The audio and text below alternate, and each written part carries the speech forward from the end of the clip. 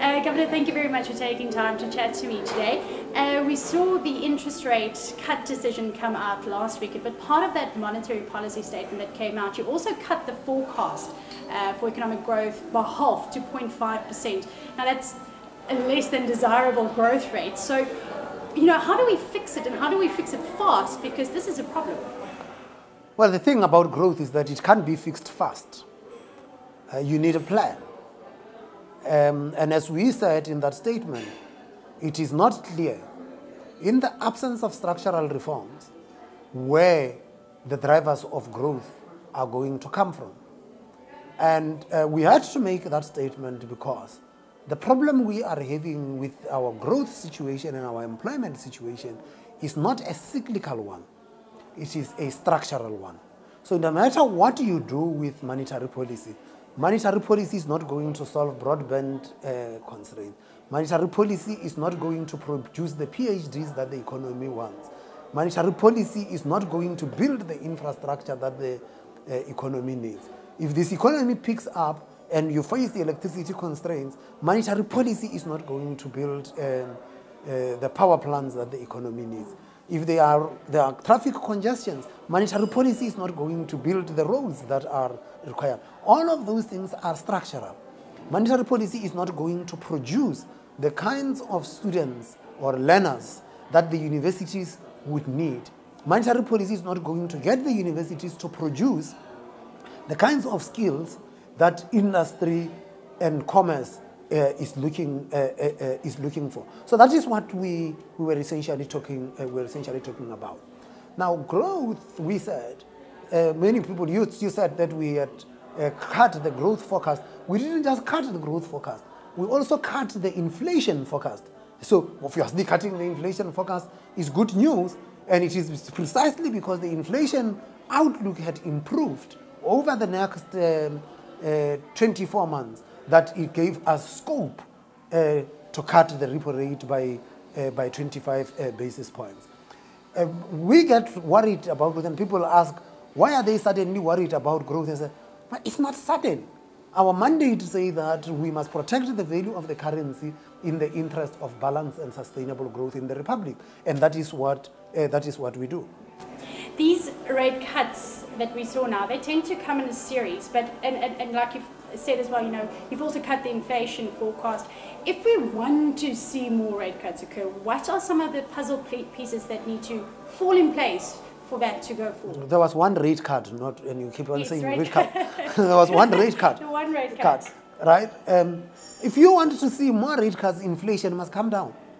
And not only come down, but be seen to be sustained within the inflation target range that we have. Preferably, we would like to see the inflation expectations gravitating closer to the midpoint of the inflation targeting range, closer to 4.5%. When you look at the outlook that we had put, the highest inflation would be 5.3, and at 5.3, you are 0.8 further from the midpoint of the inflation target range. And we still spell out that the risks to the inflation outlook is more or less balanced, which means that there could be positive surprises, but there could be negative surprises to the inflation outlook. If there are negative surprises, meaning that the ones that will kick inflation to go up, we still do not think that it is such a big, could be such a big impact.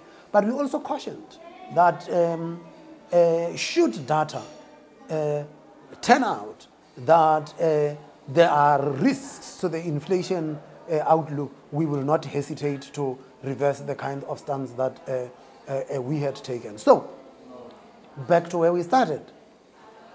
South Africans want low interest rates. We must have low inflation rate. Higher inflation only begets higher interest rates. You answered this question also at the media Q&A afterwards, after last week's announcement, and Moody's has also come out saying, you know what, they are agreeing with the rate cut. A little bit worried that it might come across as buckling under political pressure. They released a statement yesterday. You answered the question as well. during the Q&A. That's still refuting that statement. You know that our politicians do not attempt to put political pressure on us for two reasons. Firstly, is because they know that if they try, they will not succeed. Secondly, and more importantly, is that they actually understand the constitutional mandate of the Reserve Bank. And they themselves understand that they are creatures of the Constitution. Their powers derive from the Constitution. Our powers derive from the Constitution. And that delineation of responsibility in terms of the Constitution has got to be respected, irrespective of what people's preferences might be. Power given in terms of the Constitution must be exercised responsibly and exercised consistently with the Constitution. I want to come back to you. You've got a long list of qualifications. You've got expertise. If you, with all your skills, can earn, let's say, a much bigger salary in the private sector, why do you still choose to be the governor of the Reserve Bank? It is the highest honor that a country could give to one of its citizens is to ask one of its citizens to run a central bank. And it is a responsibility that one always looks back. And it's a responsibility that when you look back and you say, what did South Africans expect of me? Have I done it to the best of my ability? That when you look back, you can always look back with pride. It is not an easy job, but there are times even when you look and you say, could I have made a mistake? What you look, you would ask yourself, did the decision that I take, did the action that I take, was it taken on the basis of the best information that is available, that if somebody was to query that decision, could say, but this is what a prudent, rational person would have done. I am a policy junkie. I love policy in any area. And I'm having a good time in the bank. I must say that as a young person, I've always been driven by the love of our people, the love of our country, that I always felt that I must always be at their service. I served them as a young activist, working tirelessly with all South Africans to try and deliver freedom. It is still that quest, that desire to serve the people of South Africa that keeps me in the public service. Like I said, you've had an extensive work tenure in Treasury itself. How's the relationship between the Reserve Bank and Treasury? Do you guys get together and maybe, try and align monetary and fiscal policy to work towards a similar goal? Is there any relationship in that regard? One of the focus areas in the Treasury is to promote macroeconomic stability. Now, macroeconomics is fiscal policy and monetary policy. And you can throw in the exchange rate policy, which exchange rate policy could be impacted by the Treasury, but also be impacted by the Reserve Bank. And so that interaction takes place. So if we say that we need macro stability, or you say macroeconomic policy have got to be counter-cyclical, because macroeconomic policy can only affect growth around its long-term trend or around a potential growth rate. Now, a decision got to be made.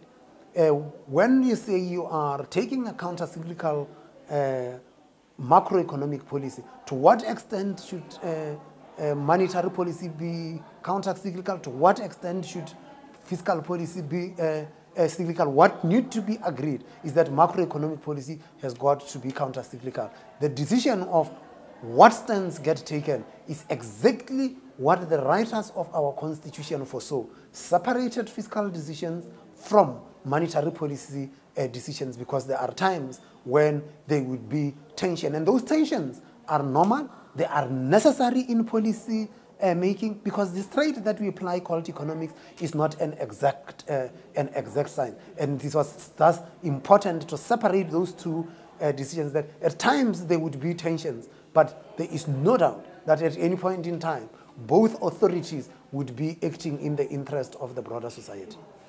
And I want to get back, because you spoke about the exchange rate, and we've seen the rand, although it was very resilient, it tends to be one of the more volatile currencies when you compare it to the other emerging market currencies. How does one go around protecting the value of a currency that is that volatile, which is in your mandate? Very important.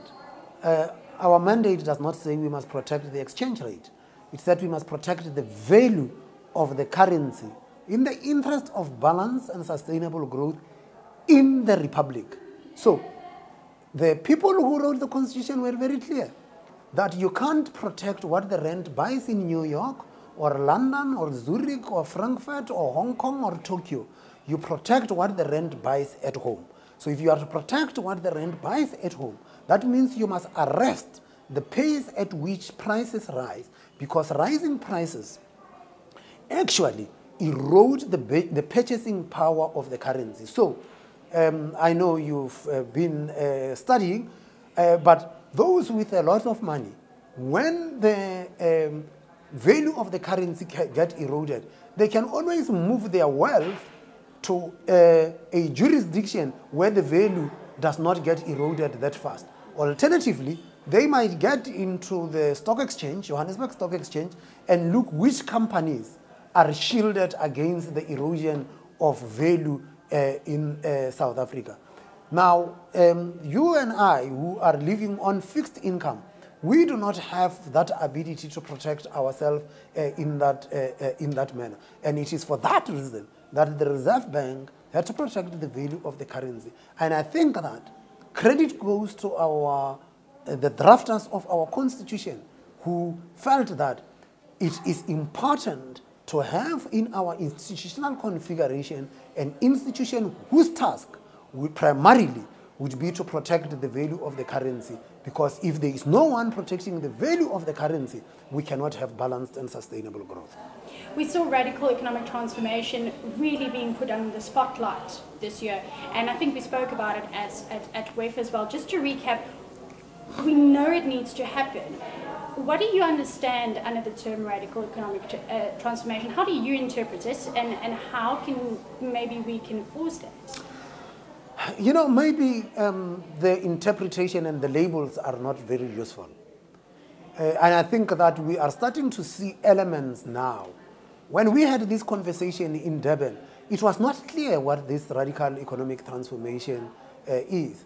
But as elements of it come, which says that there must be inclusivity and all of this, I can see very clearly the elements of what in economics we call inclusive growth. So as some Chinese leader once said, he doesn't care whether a cat is black or white. If it catches mice, it's a cat and he will have it. So let's put labels aside. Whether it's called radical economic transformation or it's called inclusive growth, what is the content of it?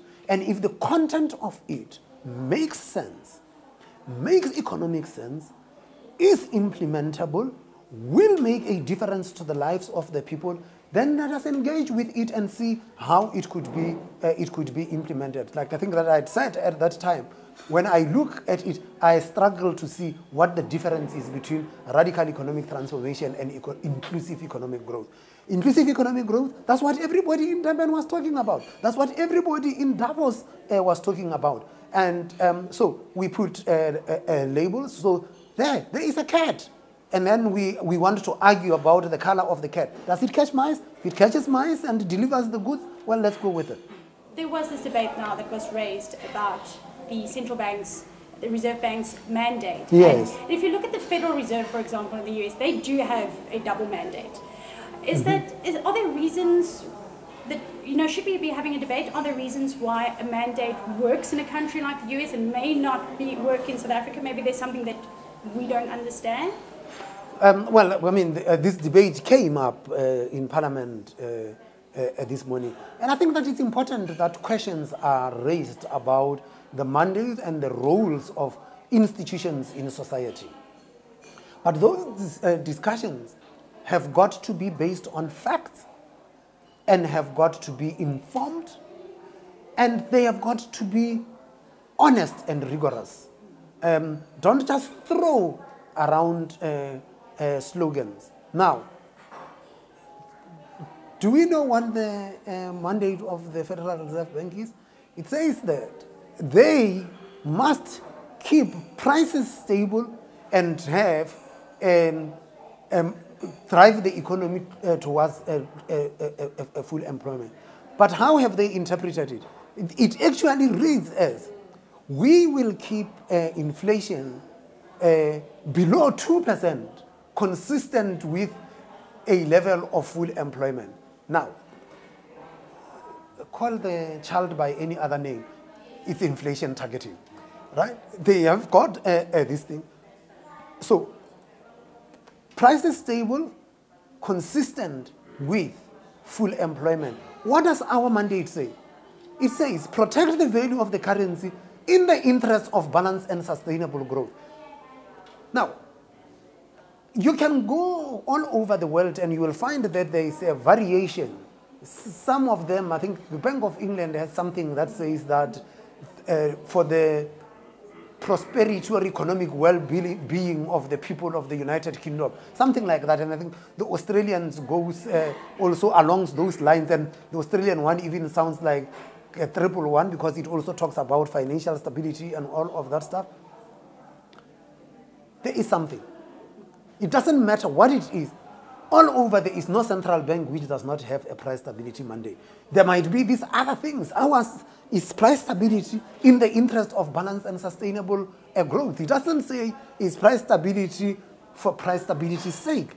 It says price stability because the authors of our constitution understood that price stability is important for balanced and sustainable growth. Were you angered by the report? Which report? By the public protector, her remedial report? I don't know whether I should say I was angered, I was baffled, I was shocked, I was surprised. Probably a combination of all of those, because we didn't expect the investigation to be dealing with this. Be that as it may, we are waiting for the courts to make a pronouncement. Of course. Governor, thank you very much for taking the time to sit down with me. I really appreciate it, and I hope you enjoy the rest of your stay in Cape Town. Thank you very much, and you are welcome.